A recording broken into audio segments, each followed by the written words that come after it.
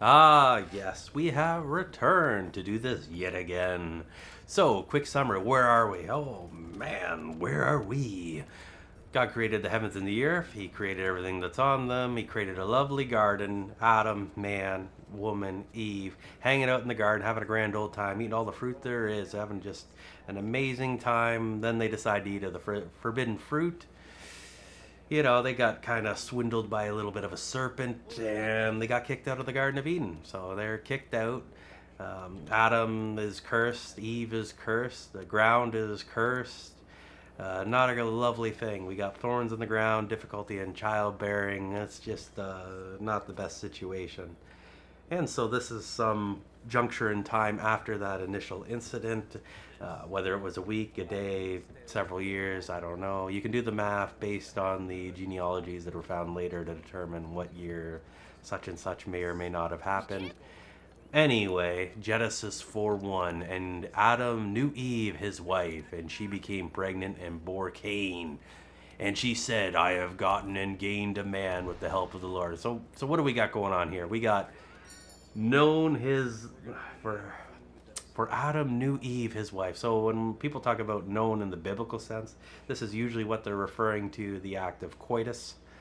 This is a sexual thing that they engaged in acts that permitted the further knowing of one another's anatomy.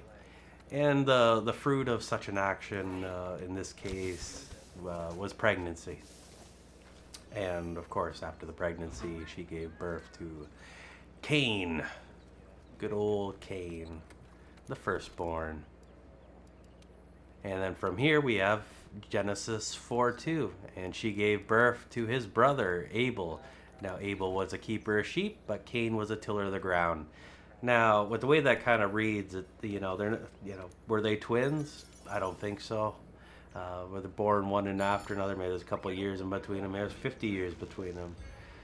You got to go through the genealogies to see the time span, but that's that. And as far as was there anyone born before this, I don't think that was the case, but that's not necessarily impossible. You look at the genealogies throughout Genesis, it doesn't typically mention the birthing of women children. So there's that. And whether there was some sisters between Cain and Abel, I don't know as well. Whatever. This is what we got. This is what we're going with. 4:3. And in the course of time, Cain brought to the Lord an offering of the fruit of the ground. 4:4. And Abel brought of the firstborn of his flock and of the fat portions. And the Lord had respect and regard for Abel and for his offering. 4:5. But for Cain and his offering he had no respect or regard. So Cain was exceedingly angry and indignant, and he looked sad and depressed. So what do we got going on here? First, this is setting up a pattern for in the future. The idea that life is valuable and that the blood and life, there's kind of some sort of connection on there. With the sacrifice of the flock, the sheep, that would have had to have been a blood sacrifice, or a sacrifice in general, because you can't extract the fat of a sheep with it still being alive. At least probably not with their technology. We might be able to do liposuction now, but I don't think that's what is occurring at this juncture in time. So God puts a lot more value on things that are living than things that are not. I'm not saying that fruit and whatnot isn't alive, but to God it's just dust that he can turn into whatever he wants. So there is no real value in it. And I think even in our culture that we esteem actual life, animals and maybe even birds and fish and stuff to a higher level than we do wheat and barley, as far as whether it's alive or not. As a side note, I would also mention that this sheep is probably like a pet. So this would be like taking your dog or your cat. might be a little bit of a contentious thing to say, but I think that is kind of generally how that works. So we have one with a sacrifice of something. He took the firstborn, he took the best of the best, he took, you know, the greatest of what he had and sacrificed it to the Lord. Where the other, I mean, he might have picked the best fruit he had. He could have picked any fruit, but its level of sacrifice, it's, you know, there is a measure to sacrifice. It's, well, what did it cost the person to have given it, right? And the higher the value of what it is that is given, the greater the value it is when God receives it. It's not necessarily the case with everything in all forms of human corporeal existence. You know, a rich man might value something much less than a real poor person, but that's not what we're really looking at in this context, right? That anyway, so he's angry, he's upset. You know, God accepted his brother's thing, he accepted his, but he didn't like mine. So we kind of have a bit of that situation going on there with just that jealousy. And when we look at some of these early verses in Genesis, the human situation, the human experience, and the level of guard to negativity, as well as like just the ability to deal with being treated poorly, isn't that great. Eve was very easily swindled, and you know, she kind of gave in really easily. And we have Cain here getting all, you know, like a 2-year-old, right? We got, you know, kind of that situation going on, that there isn't that great level of like what we have today, where people don't trust anyone. They don't trust their neighbors, they don't trust their family members. They get betrayed constantly by everybody that they know. I mean, it's very hard to find people that you can put your true trust in. So I don't know, we kind of build up a resilience over time. Maybe that's a little bit overstating it, but there is a level of resilience that comes with experience, that comes from being betrayed multiple times in succession, and just kind of a hardening of the heart, as they say. But in this time period, people's hearts aren't hardened, or they didn't need to be at this point, due to the world being a bit more of a positive experience. Genesis 4:6. And the Lord said to Cain, "Why are you angry? And why do you look sad and depressed and dejected?" 4:7. If you do well, will you not be accepted?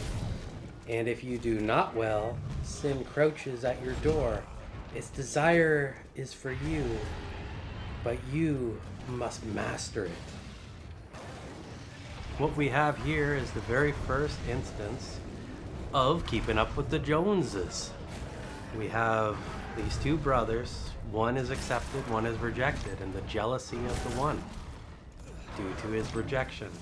Now, let's say we went back in time and Abel didn't give anything, and Cain gave and it was rejected. He probably wouldn't have been as upset. I'm sure he'd be upset, but I think a lot of the reason he's upset is not because he was just rejected, was because his brother, his younger brother, oh man, younger brother, he thinks he can do this? He was accepted. How dare he? And God here, this line of questioning, it's not questioning to find out. It's like, oh, what happened? It's more so as a way of teaching Cain. This is his way of explaining to him that, you shouldn't really be upset, right? You gave the wrong thing. Your sacrifice, it didn't really have value. You know, it shouldn't be a jealousy to your brother. It's like if you only gave a gift to try to one-up your brother, thinking that this one would be accepted and maybe his was rejected. You know, that's not really the best position to be in. And this was kind of him explaining and teaching Cain. Granted, probably, we get a very condensed version of the conversation between the two in the form of the book of Genesis, but there was probably a little bit more to that in their conversation. Although at the same time, I could see it being just as short and direct as that. For efficiency in words is one of the divine. Genesis 4:8, and Cain said to his brother, "Let us go to the field." And when they were in the field, Cain rose up against Abel his brother and killed him. Well, that seemed a little bit extreme, but that is the jealousy of man. That is the weakness of the flesh. That is just the wildest thing. Human nature.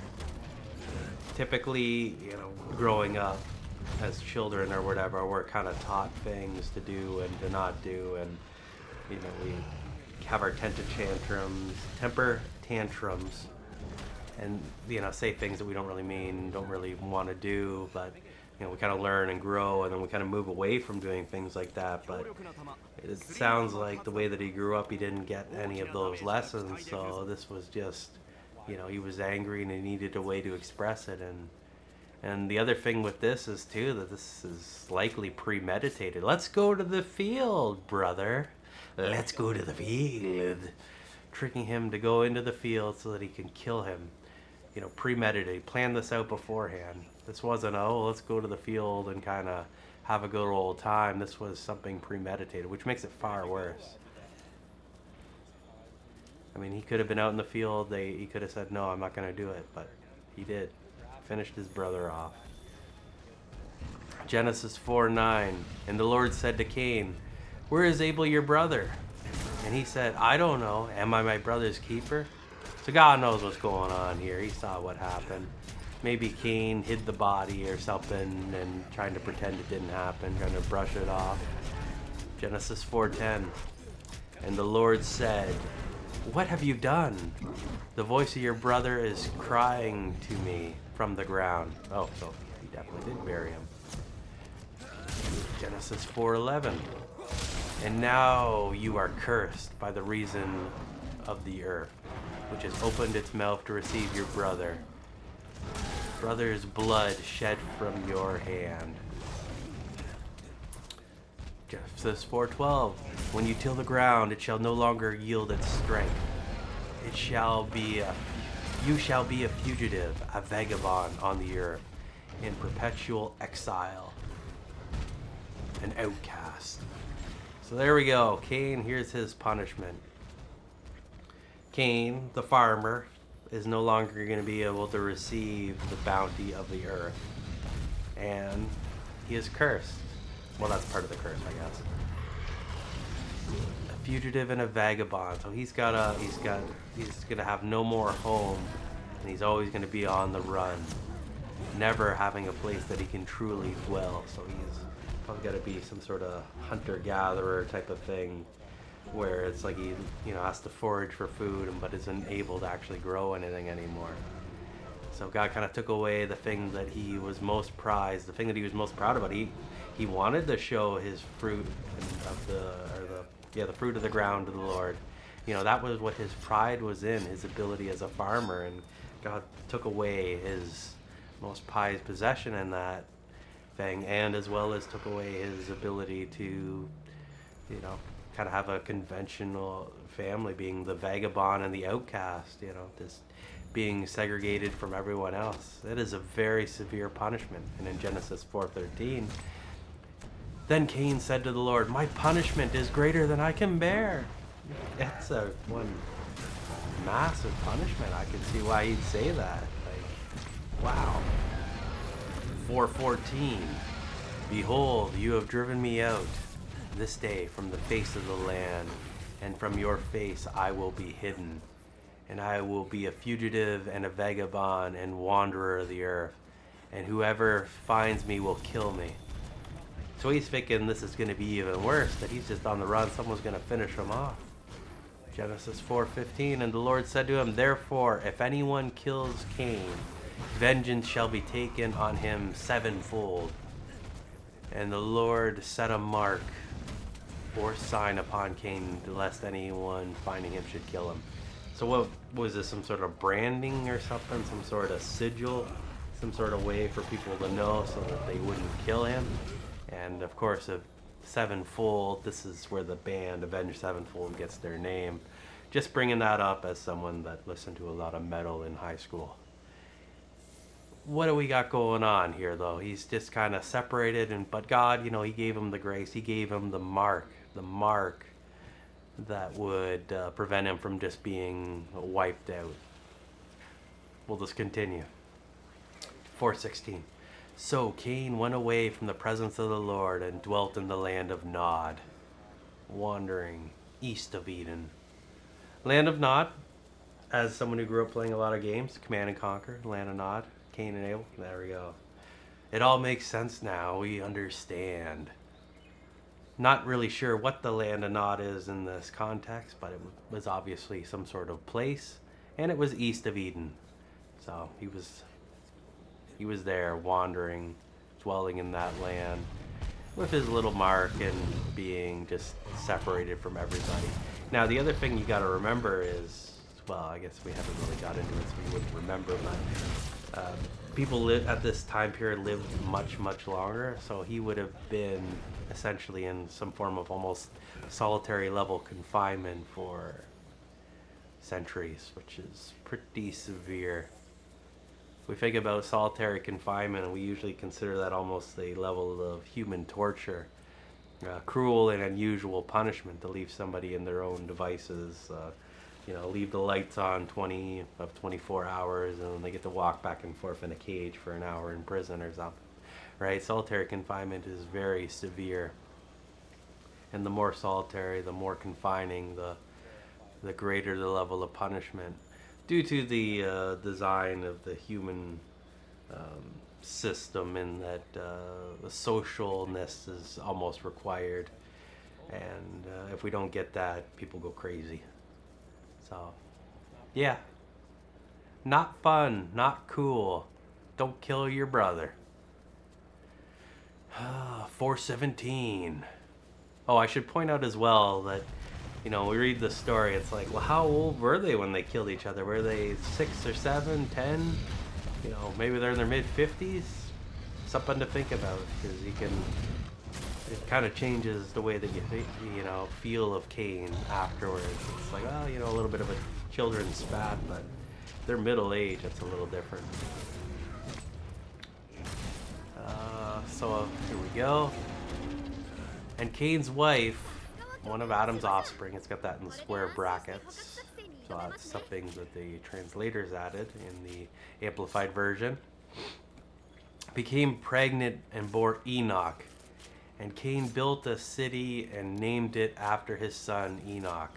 Over the years, over the centuries, in different cultures and different groupings, there's generally a trend of people having a significance when it comes to the firstborn son.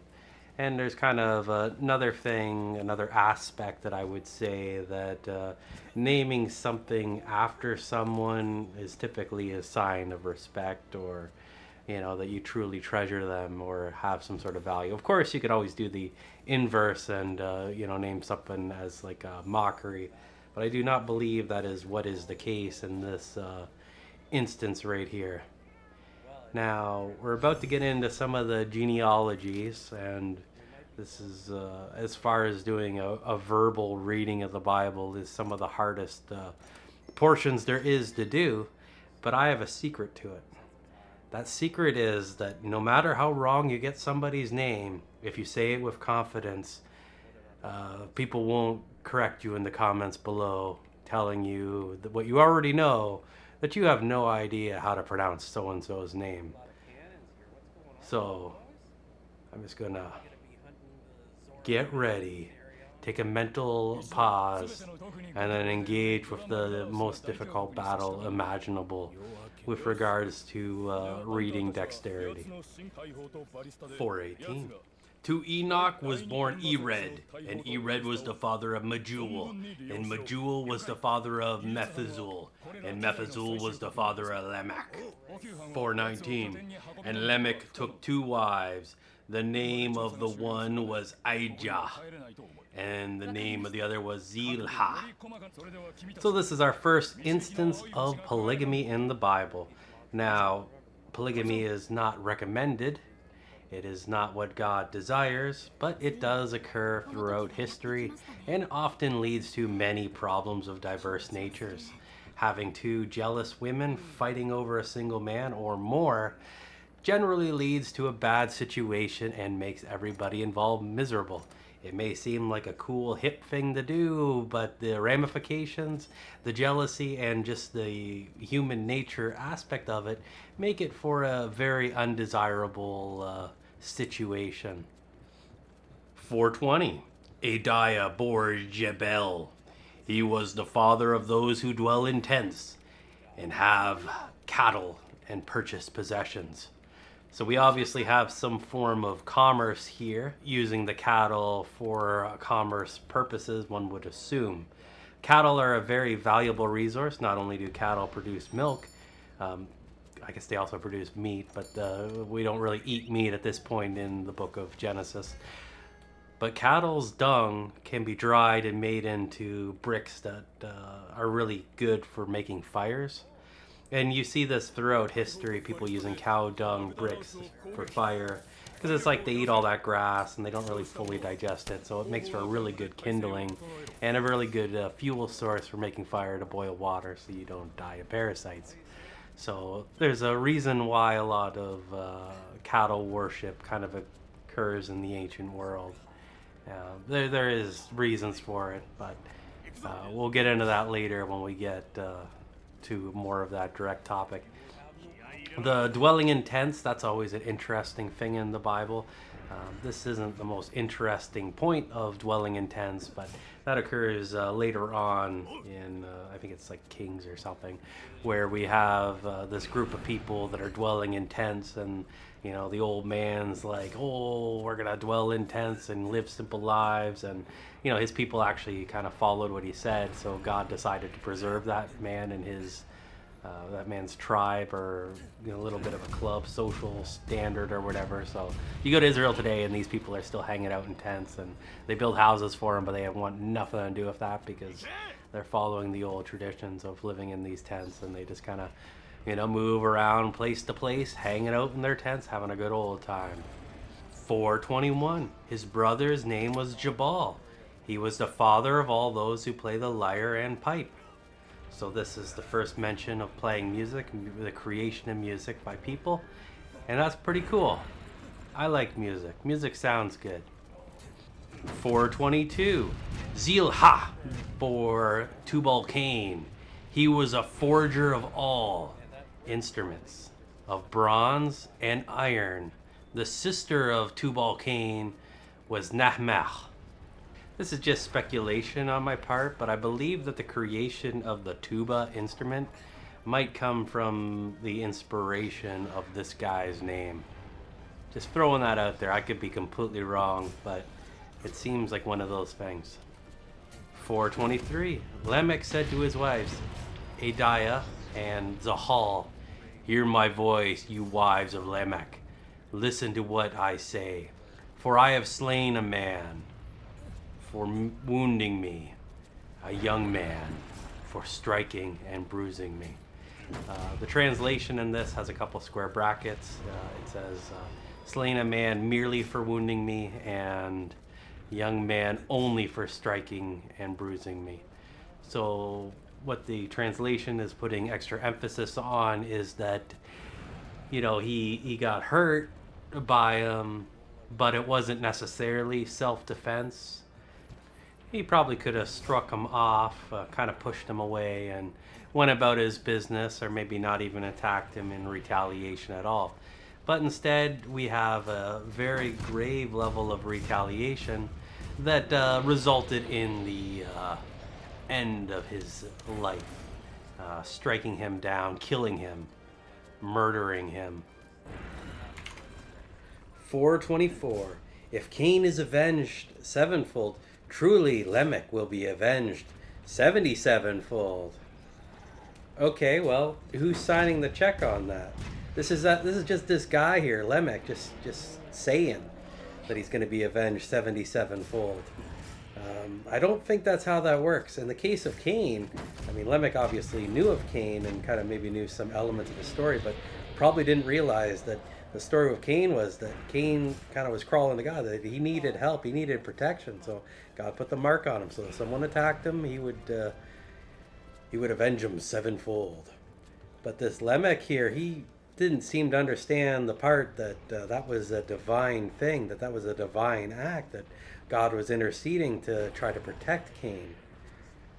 So, is this just some sort of arrogance? He goes and murders a guy and then he tries to claim the protections of Cain. It's not some generational thing. He's kind of he's out to lunch on this. I don't think he has any protection at all. And, maybe he will get, the Avenger will come, the loved ones or whatever of the person he killed come for him and get their justice. But I don't think this is something that God's going to protect him on, that you reap what you sow. People are probably going to come for him. I don't know what the rest of the story is, Lemmick. It kind of ends here in the Bible, but I'm pretty sure it didn't end well for him. But we're not at the end of the chapter yet. 4:25. And Adam's wife again became pregnant, and she bore a son, and called his name Seth. For God, she said, had appointed me another child instead of Abel. For Cain slew him. This is wonderful. We get another son to carry on, and they're kind of a little bit happy there. So there's some joy in their life, even though they just lost their loved one. Although it could be some time afterwards that the child was born, so it wasn't necessarily right after an immediate thing. There was likely some years of grieving there, especially with really long lifespans. But it's sad, really. I mean, to have to lose a son, to have well, it's one thing to lose your son. It's quite another to have your other son be the murderer, right? Like, I mean, it's just a terrible situation. Then he's avenged. He's out doing his own thing out in the middle of nowhere. They were probably very lonely after that and kind of wondering what was going to happen. So you're probably wondering why we have this like genealogy of Cain in here. And I've heard a lot of different things on that, but one that I kind of like was the idea that each name in Hebrew has meaning, and a lot of times prophecy is kind of spelled out in names. And in the case of Cain's family names, like you look at all these names and the Hebrew meanings of each name, it kind of paints a picture of Cain being very repentive and wanting to get back together with God after screwing everything up. And I think that's the only reason why a lot of that's left in here. But at the end there, Lamech, I mean, he just seems like a real jerk. But now we have a new line we're going to be following, and that is the line of Seth. Genesis 4:26. And to Seth also a son was born, whom he named Enosh. At that time men began to call, square bracket, upon God, bracket, by the name of the Lord. So this is probably, well, this is a different group, right? So you got the people of Cain. They were, they were inventive. They made music, and also a bunch of murderers. And then we have this Seth line that Adam's wife Eve was really happy about, getting a replacement for their son that fell. And I mean, replacement probably isn't the right word, but someone to kind of take up the mantle of being kind of the right path and kind of following after God, because the Cain line didn't exactly go to plan. So we have this new Seth line, and people are trying to, build back the relationship with God that was kind of lost in the unfortunate circumstance in the garden. So this new line of Seth will start to hopefully lead us to a point of redemption. And that's where we end in Genesis chapter 4.